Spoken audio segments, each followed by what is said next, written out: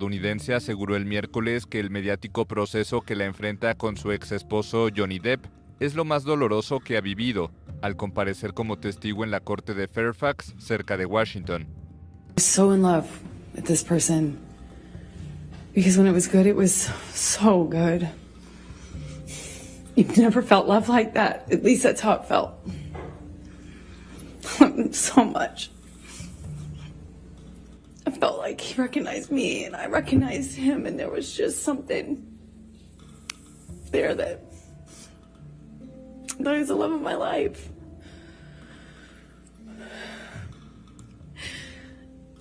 And he was, but he was also this other thing. He was also this other thing. And that other thing was awful thing that would come out and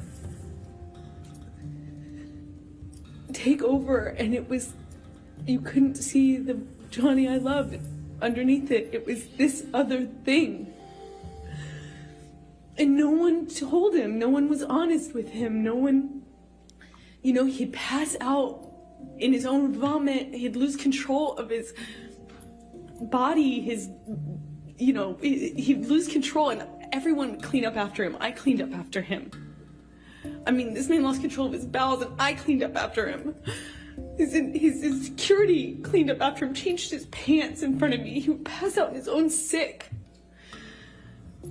You know, and then he'd walk around saying he didn't have a problem. Until he did. Until he couldn't support it anymore, and he'd get clean and he'd get sober, and then he was this thing again. This thing that made me feel so loved, that made me feel like